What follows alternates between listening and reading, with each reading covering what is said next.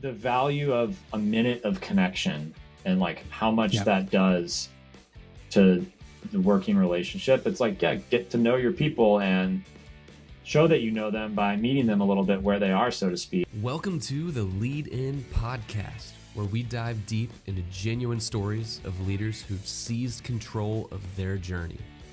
This podcast is brought to you by Lead Hub, your growth partner for the trades. And now, let me kick it over to our guy, Austin Linney. Guys, welcome. This is Austin Linney. This is an interesting story. I've been trying to get this famous guy on the pod. You know, I'm gonna lay the foundation for this relationship because this is pure. I'm gonna walk you through. This is Chris Williams, by the way. Not only is he a great person, he does our bookkeeping for the HVAC company. That's not why he's on the podcast. So the only way I knew who you were was I was going to a Dallas event with a buddy, and you happened to release the episode on Will Smith's podcast. Oh, yeah. And that's when I heard it. And I was like, oh, this guy seems pretty cool. But we had been chatting a little bit, and I was setting up a golf game with entrepreneurs that were going. So this guy comes out to the golf course. I know the other two guys. I don't know him, but he's very hyped about it. And he's late, but he got me coffee, so we're good. and these guys like to play. These are my best friends, so they like to play for some money. And so me and Chris get partnered up. And he's got to be somewhere later with his fiance, but we kept tying on the last hole, and we played like 8 extra holes, but we won. That's right. But there's a joke going around I've heard on a couple podcasts.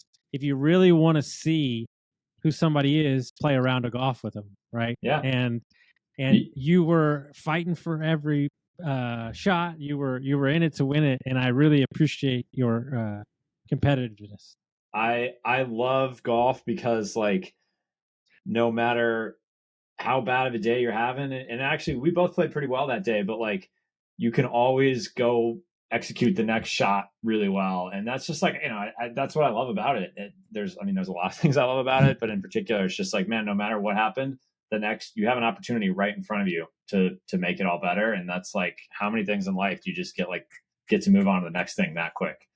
And yeah, competing is fun as hell. Like I played golf this weekend. I made a par putt on the last hole, and I bogeyed the last 2, and I was like, I don't want to have 3 bogeys in a row. I would have been so mad, and like that made my day. It didn't matter at all, right? Like, it doesn't actually matter in life, but having a competitive outlet is very important. I love it. So golf provides that for me. Yeah. So why don't you tell everybody a little bit about yourself, and then we'll kind of get going from there. Yeah, fun to be on. Thanks for having me. And that honestly was like a really fun day because it was 4 entrepreneurs like talking about their different stories and gambling and like carrying at the end and really carrying because we had to go to another playoff hole and look where we are now. So yeah, look, my background into this like world is, I guess in a lot of ways, like relatively quote unquote common for what I ultimately did, which is I did a search and acquired a small business. My professional career before that was I worked in finance, I worked in investment banking, and then I worked in an investing role at a private equity firm and went to business school. Like that's the very standard path for kind of post-college finance careers. Thought about going back to the investment world, but kind of wanted to bet on myself and wanted to do something that I thought if it went really well, I would be like incredibly energized about doing for the next 20 years. It's like the best piece of career advice I've ever gotten in my life, which is assume you're going to succeed. And then if you're going to succeed, are you excited about that success? And that was like the light bulb that went off for me, which was like, I can go back to investing. Great career. You make a shit ton of money. But I wasn't that excited about doing that for 20 years. But then buy a small business, grow it, also make a lot of money, hopefully. That sounded like the most compelling, energizing thing I could go do. So then like, boom, go do that. That was my decision criteria. And yeah, I searched for a business to buy. A lot of your audience probably knows somewhat about that path, the search fund. I didn't raise money. I just bought a small business. I bought a bookkeeping business, and we do payroll, bookkeeping, invoicing. We manage your finances for small businesses. Dude, we got to highlight something for a minute because this is the number one thing I say to my coaching clients. Yep. Is that you said that, do I want to do this for the foreseeable future?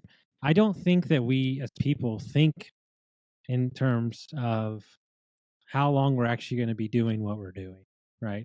Yeah. Like if you're 20 or you're 25 or you're listening right now, you're 30, 40, pardon Yeah. me, 40. Like a lot of my clients are 50 or 25. You got another 40 years. And if you think you're just going to hang it out and sit at the beach, that ain't this society anymore. Okay, first of all. Second of Yeah. all, I also think that like a couple weeks ago I was like Uber, like just, you have stress. You have stress in your life, and I go, what if I were to take this and go, do I want to be doing this for the next 30 years? If that answer is yes, then where's the stress coming Yeah, from? then you're where you want to be. Yeah, I mean, I think that like same guy, I got to give him credit. Graham Weaver, he runs a super Oh successful yeah. private equity Oh yeah. equity firm, but Man crush. Yeah. Alpine, Apex, his world. But he's got a blog. He was a professor of mine in business school, and that, hey, assume you're going to be successful was one of his frameworks. And the other thing was, yeah, he's like, look, everybody can go grind and do a job for a few years. We're all have the ability to kind of just like do what we're told, duty, execute. But where people create greatness is where they're like willing to do something for the long run, and b, really grind through it for the long run. And that just happens when you're doing something you're excited about and energized about. And like passion, I think that gets a lot of um kind of debate of like, should you follow your passion? And look, I mean, I think I don't view it as passion. Like my passion, we just talked about it. I love to play golf. I'd love to play golf for a living. I'm not that good. Like that ain't happening. But you should pick something that you're going to be really energized about, because it's going to be hard. It's only going to get harder when you have kids, et cetera. And the ability to power through it and do it for a long time is, I think, help. You get paid effectively for being willing to do something for a long time, and you're able to do that if it's something that gives you energy. But I think an also important part is most people don't take they don't even go to the search, right? They sit Yeah. in a job for too long. They do this. What do you think was unique that you were just ready to say, this is what I'm going to do? Yeah, I mean, I think some of it is like that is the power of going to grad school or taking a professional break or whatever. And obviously, like, I was fortunate to be able to get into business school and to not have to work, and basically spend money for a couple of years, right? Like, I understand that not everybody can take a professional break even for a couple months to think. But I never would have, and I think Twitter is changing this, podcasts are changing this. That's why I think it's so exciting. Like, I love doing podcasts like this, just getting the story more and more out there. Like, I never would have even heard of a search fund if I hadn't gone to business school. I never would have thought that like a 20 at the time 9-year-olds can go like look for a small business to buy and use an SBA loan. Like, that path is getting so much more out there. But for me, I had to have time to just pick my head up and see what other paths were out there. Like, I didn't hate the career I was on. I feel like I had an 85, 90% awesome career path. And, that candidly, sometimes I still think about that because there are some pros in there, but you're never gonna, especially when something's going decent like that, you're never gonna really stop and look around unless you kind of have some sort of break. So for me, it was going to grad school. And then, it kind of, sometimes in life, the decision, like, you looked at it on paper, it was kind of a toss up. There's a lot of reasons to go back to the more standard career path. And sometimes you're just kind of like, screw it, let's go. I want to bet on myself. Let's see if we can make something really special happen over the next 20 years. Like, that was kind of it. It wasn't like the only thing I've ever wanted to do my whole life was run a small business. It was like, I want to do something that's going to energize me. This gives me energy. I think I'm going to like it more. Let's go and shoot for something that takes a job from 90% great to 95% great. Like, let's take that shot. And I think if you try to rationalize this more, it gets harder and harder to do. So at some level, you just got to go. And I think what's interesting, right? And there's like, it's interesting, right? Because it's been 5 years, I think, away from my W-2 now. Yeah. I wanted to be out 5 years before that, so we'll call it 10 years, really. Yeah. I have changed my tone I was very aggressive against, entrepreneurship and everything like that.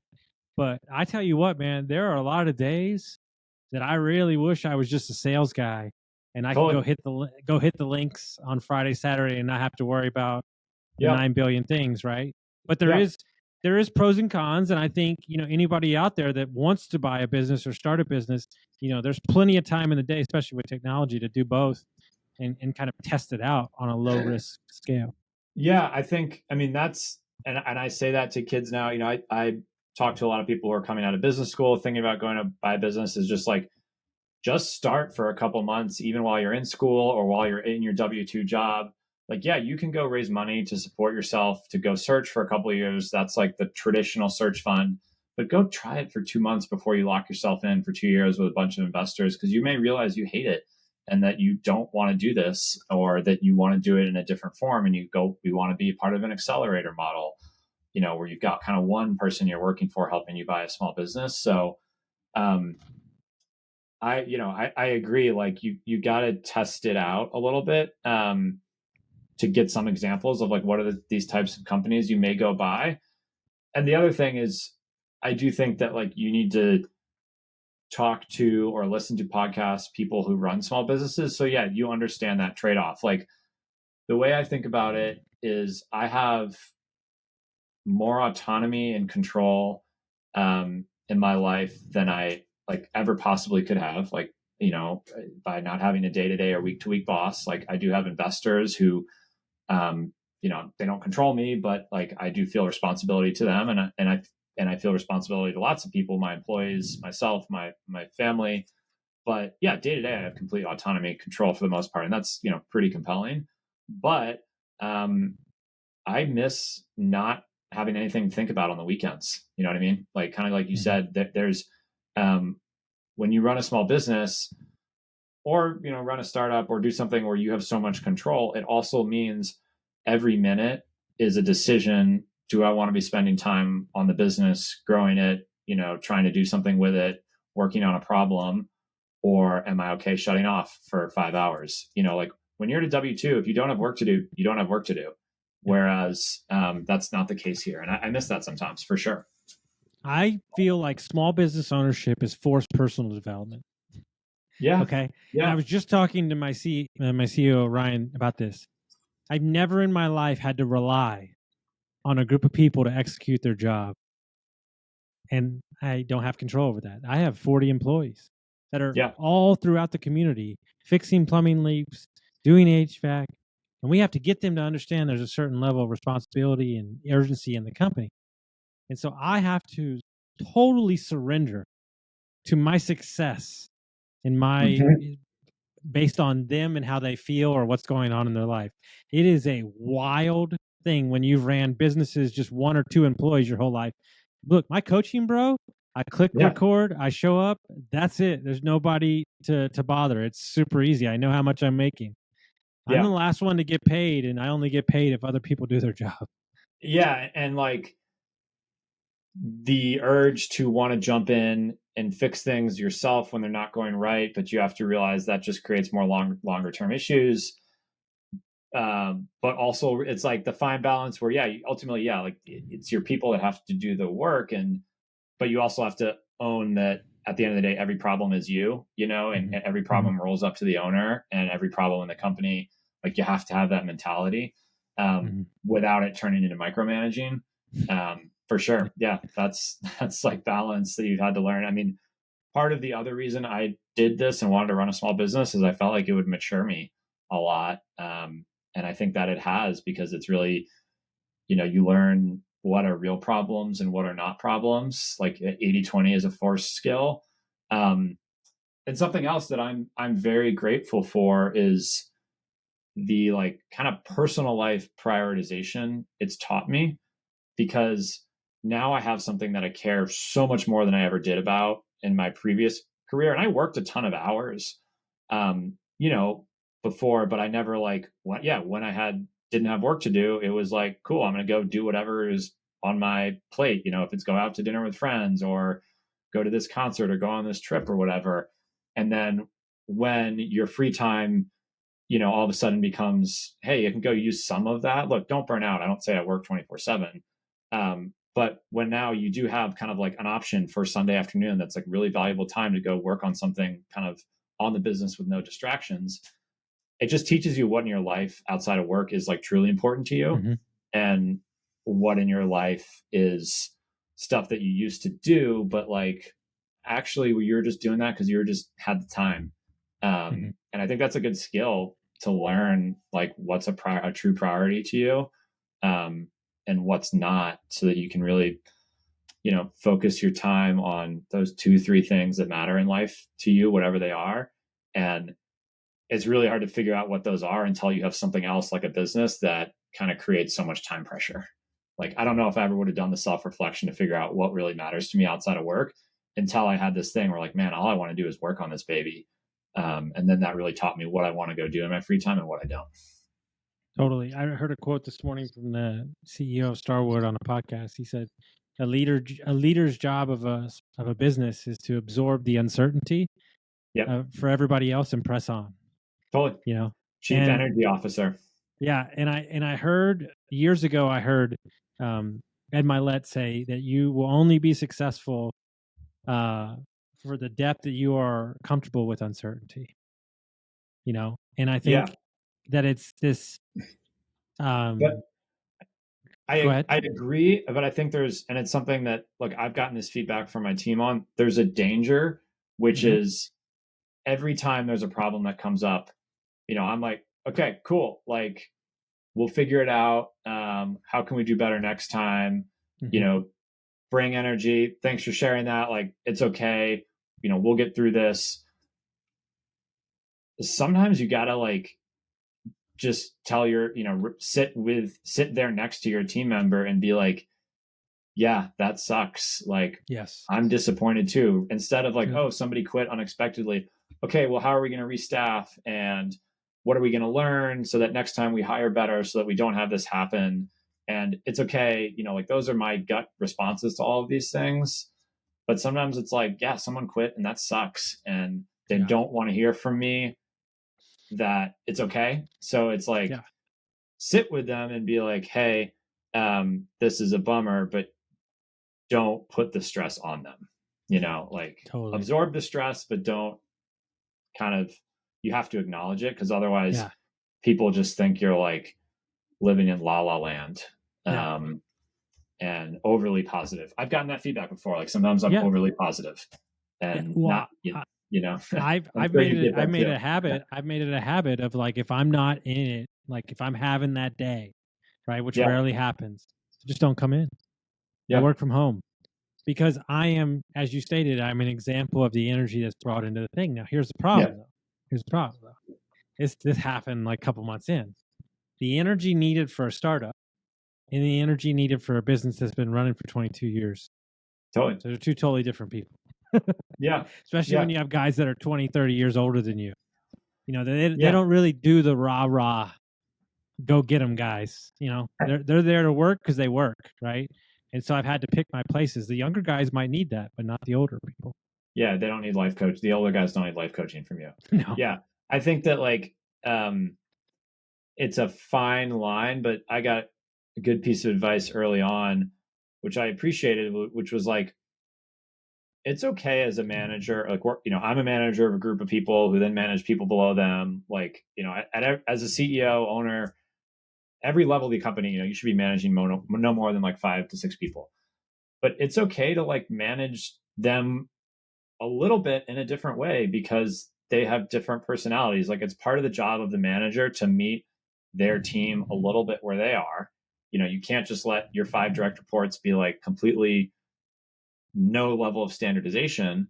Mhm. But the people we lead and manage are people who are 5 incredibly different, amazing species. And so, like, you have to be willing to moderate yourself a little bit and like meet them a little bit where they are. Like, you can't be the same guy to all 5 people. Dude, it's so true how you are. My HVAC service techs, my commercial installers, and my plumbers are the farthest apart from personalities. It's the I mean, it's the same company, but wildly different. The commercial guys, they don't really deal with customers a ton. They're just installing. And then you have the HVAC service guys who are like dealing with customers every day, and then the plumber's dealing with what the plumber's dealing with. So he's Yeah. dealing with customers got shit everywhere. So they all Yeah. have their different, like, it's really wild. I took them all out to breakfast separately, and it was just wild to see how different they all were. Yeah. And like, if you get to know your people, who was I talking to about this recently? But like the value of a minute of connection and like how much that does to the working relationship. It's like, yeah, get to know your people and show that you know them by meeting them a little bit where they are, so to speak. Like, I know who on my team when we start. I have 8 one-on-ones a week, plus or minus, because I've got too many direct reports right now. We're going through growth and need to, we're just at that point where I'm basically going to make a hire or a promotion to sort of step out of one level of management that I do right now. But anyways, like I, ask different questions of those 8 people because I know some of them want to talk about their weekend and some of them like just want to get down to work, and some of them care about sports and some of them don't. And it's like, just show your people that you care a little bit about them. Like Traction EOS is great. We use it. We're going to use it a lot more. But it's got time at the beginning for a little catch up, and don't be so robotic about it that you can't, let someone talk for 3 minutes about their weekend instead of one. Like I put in a rule when we came on board. Like I've had a good life. I travel a lot. Yeah. My guys haven't traveled as much. Some of them have. A lot of them ex-military, but they were traveling for work or whatever. Yeah. So anytime we have a vendor trip or something, none of the owners go. We send the team. I like that. Like I just sent 3 guys to a tour visit of a new facility for Carrier, and they got they're obsessed with the Steelers. So they got to go to a Steelers game in a suite. I mean, dude, the picture was like, I mean, they were beside themselves, right? You've got like that, teammates for life now. Yeah, but like that's what you should be doing as an owner. Like you shouldn't be, the biggest issue I ran into in my guys and just hearing about their previous experiences that the owner of a trade business has kept profits in their pocket. Right? They haven't met the kind of fluctuation of society, right? And that's their biggest issue. So I pride myself on not, being open and honest and saying, the goal is to make you more money long road to over, that's really what it's about. You're not running a business for a month or two, right? We're not private equity, but we're not running it to sell it. We're running it to build it. And the only way to build it is to build up the team. And it's, I wouldn't lie to you. It's frustrating sometimes, but it's also amazing sometimes. I have a couple guy I gave a job to that project manager, and now we have his fiance working for us. And then cool. I find a personal pride. And then the plumbing manager and his wife is the #1 CSR. She kills it. Like we're supporting families here. Family. Yeah, we're supporting families here. And I think that look, especially my business, like we are. We're running payroll for companies, we're paying their bills, we're doing their invoicing, we're doing their bookkeeping. Like we're using technology for sure. It's tech-enabled services. We have automations, we have, workflow management and tasks. But at the end of the day, like my business is 100% my people, the people on our team. And like, if they're happy and well compensated and have flexibility and feel respected in the workplace and feel like they have a voice, like they're going to do a better job, and that's going to then lead to higher customer retention, which then drives profitability, which is good for me, is good for the team because we have profit share. Like it's perpetual, but it's not like, yes, it's great, it makes you feel good that you're making a difference in the community, but it's also better for the business. Like employee retention is super important of good employees. And so in these service businesses like you and I run, it should be the North Star, which is treat your team appropriately and well so that they stick around longer. Like, that's our mission statement is we want to be the best place to work in remote accounting, and we're not there. We'll never be there, but like, if we move closer to that every year, I guarantee our business will be better and more valuable every year. When I was finishing up my career in the restaurant business, I worked for a billionaire. He was the most unassuming billionaire you ever met in your entire life. Like, guy wore a cowboy hat, and if he was in your restaurant, you would not know. Trust me. He was Yep. his wife's family owned Pace Picante sauce. They sold it to Campbell's Soup, but because he's a gangster, part of the contract was that Campbell's had to use 80% of their tomato fields for the history of contract. So not only did he make for Bill, he still produces their tomato. Doesn't Yeah. matter. And I realized when I worked for him, because it was a big company, we did multiple different things, food hall, hotel, development, all these things, is that his temperament and how he treated people was how everybody treated people in the company. And it really is the head of the thing and how they approach people. And I don't know if it's an attract thing. I don't know if it's a mimic thing, or you're looking for that person to hire. But I mean, it really was one of the most well run. Like, everybody was amazing. It didn't matter who you were. Yeah. Like, they were here to help. And I say all that, and guys, he's not paying me. Okay, I'm saying this because I believe it. His company and his employees are some of the best people I've ever been in contact with. And I think that all starts because you're such a great person. I know you won't take credit for it because that's not who you are, but you have cultivated an amazing culture. And I think this was a lot of what we talked about on the golf course, was culture and stuff like that. And I think that, like, well, thank you for saying that. And yeah, like, I do feel really lucky that we've got like kick-ass people who want to be here, who are willing to like jump into the weeds with clients when stuff get hairy. When we make mistakes internally, like we just went through this last week, we screwed up for a client and they were like deservedly frustrated, and our team like owned it, and we had to move some team around and they were cool with it. And like everybody went into action mode. And that stuff happens when you've built up a well of like trust and happiness with your team. Like every business is going to have shit go wrong, and you like want your people to be willing to attack that problem. And that happens when they like trust you and have enjoyed working at the company for a while. And what I just say about culture is like, you're right, for sure. A lot of it is how, I show up in meetings, how I react to things, how, that filters down. But there's also like a lot of structural little tactical things that I think, and I bought this business and this was already happening when I was here, so I've really tried to carry it forward. But like the little things we give everybody, and this is just like, these are just tips, it's not expensive, everyone can do it. We give everybody a birthday present, we give everybody's spouse a birthday present.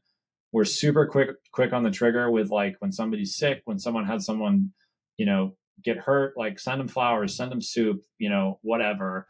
Someone needs an extra day off because they need more bereavement leave, like just give it. I don't care what it costs.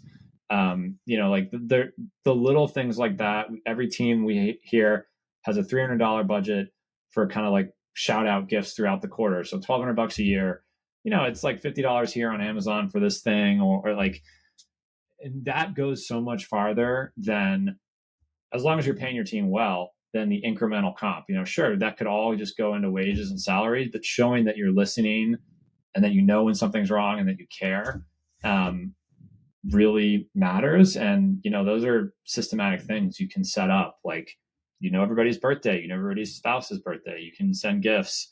You can have a quarterly budget for little gifts and make your managers spend it. Just little things like that really can pay off over time to make people feel supported and just know that you care about them. Like, it's not all, you got to pay your team well. You got to give them a good, in your world, a safe work environment with like the right tools and vehicles that are well maintained. But then a lot of it kind of, once you've done table stakes, I think is just like showing people that you care. Dude, the breakfast I did with him was like such a big deal to them. Totally. And and then I messed up, and we were supposed to have a barbecue last year, and we got busy and we didn't, and I got raked over the coals for it. And here I am, I'm like, oh, it's just a barbecue, but to them it was a big deal. And so we had it, and they were so happy. And like, I think that we as owners and CEOs, I think we say, oh, it's not that big of a deal. But like those little things, it's not the grand gesture. It's those little moments, man. Yeah. Because I think a lot of it is like, everybody has, there are moments where clients are going to do something that pisses your team off, or somebody else is going to do something that pisses your team off, or I'm going to, ask them to do something they don't want to do, or ask them to work late, or we've changed a policy that, look, we have to use a new technology, like, etc. There are some things that it's my job to say, hey, we have to do this. And I know you're not going to like it. And it's because I'm doing this now because we got to implement this technology now. Because if we don't start using this, we just did it last year with change how we did 1099. So we're using a new product called Keeper, automating it, streamlining it. But for some people, it was, it was less efficient than the old way. And you just like, when you ask people on your team to do stuff they don't want to do, is there a well of, okay, I'll do this, but I like working here, so it's okay built up? Or is it just like another straw? And that's going to be the one that breaks the camel's back. And I think that's why, like, generally speaking, we try to be generous everywhere we can, because we're just trying to fill that well up so that when we really need it, people are willing to lean in, versus like, look, we could probably have higher margins if we cut some of these things I just talked about, or we spent $80,000 last year on our company retreat. We'll probably spend $100,000 this year. It could probably cost less. We're not like going around on the Ritz-Carlton, so it could cost more too. But like, I could watch it for another 10, 15 grand. But like, I'm not going to do that, because when January happens and our team needs to work an extra 20% than they usually do, I want people to do that without, a ton of kicking and screaming. And you need to like just build a well of trust with your team for when the times get hard, because they will get hard, especially in a small business. Totally. I love that. That's my soapbox. Yeah, but before we get out of here, yeah, man. What's your greatest golf shot of all time? You know what? It might have been with me. So the guy comes up with, I'll paint the picture set the for you. stage. Set the stage. The guy comes up with coffee, looking sharp. Might have been wearing a sweater like he is now. It was cold that day, windy. Always. I think he came in like the 5th or 6th hole, and it was a 220 carry all over water. Driver. Yeah, I know exactly. To a green. About. Yeah. 220 driver, and you put it on the green. No warm ups, no nothing. It was literally my first shot. They're like, "Who the hell is this guy?" Well, I don't have a hole in one, so hopefully that will be the best shot. Honestly, you'll like the story. This is what comes to mind. So, I proposed to my wife on a golf course, and she's not a golfer, but she wanted. We've been dating for 7 years. Like, we've been together for a long time. Couldn't wait to get married. Like, it's the best thing that's ever happened to me. But we wanted it to be a surprise. And like, we're both pretty busy. We live in Northern California. It's beautiful. But if I said like, let's go for a hike or let's go to the beach, like, dead giveaway. Like, we never do that, So but I wanted her to be outside. So because there's so much natural beauty here in California, literally the only idea I could come up with was like, hey, let's go play 9 holes. There's a golf course nearby. It's got a beautiful par 3 course on the water. So we went, she plays a little bit, and we went, and then the hole where I was going to do it, I was like, the green's here. And then I wanted to hit miss it intentionally left of the green to get closer to the water. And I'd be like, oh, come over here to where I hit it. Like, I'm going to show you something. And then that's where I was going to get down on a knee. And I was obviously nervous. It was a wedge, short hole, but I didn't chunk it. And I actually hit it left of the green where I wanted to. And then we got engaged. So I think that's probably the most pressure I've ever felt on the golf course. And I hit a good shot. So that's the one that sticks out right now. I love that. Hopefully, I just was a part of my first hole in one. My brother-in-law had one when I was playing with him, and it's like, gosh, that's so much fun. So I hope one day I get one. But until then, it'll be the shot on the 4th hole when we got engaged. I love it. That's awesome. If people want to track down the business, they want to track down you, how would they do that? Yeah, absolutely. So my company, it's called System 6. My email, you can shoot me an email. It's Chris@System6. Spell out the number. So SYSTEMSIX.com, or on Twitter, I'm CTW_SMB. Yeah. And look, I'm always happy to talk to people. Really, really two things. One, about, if you're thinking about searching for a small business to acquire, SBA, sort of self-funded, the Twitter world, traditional search fund, almost like private equity. I know that world very well. That's where I came from. So happy to help people think through like the pros and cons of both those paths. There's a lot of ways to go buy a small business. And then obviously, we serve small business owners who are doing at least $1 million of revenue. If they need help with their outsourced kind of back office finance needs, we'd love to give them time back and get them more accuracy in their numbers so that they can, spend more time like you are right now, running the business or doing other things in your life. Because you're not worrying about, getting the bills paid. Let me tell you something right now. Okay. 2 years ago, there was a woman who I was helping a group of people get sober. And it would take me literally 30 to 45 days and about 5 anxiety attacks to do my taxes. Okay. Because I have crap everywhere. And I was trying to get better about it. And I was like, she's starting this business. And she was like, I'll do your bookkeeping. And I'll get you set up. And so I've been paying her for 2 years. It takes me 2 minutes to do my taxes. And it's the best money I've ever spent in my entire life. I don't think people understand. Everybody's so focused on sales and marketing. Proper bookkeeping will change your life and allow you to sleep at night. And that's not a promotion. It's just from real life right here. Yeah. And there's lots of good firms out there that do it. So we're not the only ones, but I think that message first is have somebody managing your bookkeeping in your business so that you have real visibility into cash flow, because expenses are being, put in the right months. You're recording liabilities so you don't forget that you have, X bill that's due 2 months from now, and then you spend down your cash and then you forget. We have some very sophisticated clients. We're doing real sophisticated stuff, but for a lot of small business owners, just like the basics are going to be very, very helpful. And also it just gives you time back, right? One, it gives you more visibility into how to run your business, but two, especially if you're not doing payroll, you don't need to be paying bills. You can approve bills online, but you shouldn't be writing a check. You can have a lot more time back to spend however you want. Totally.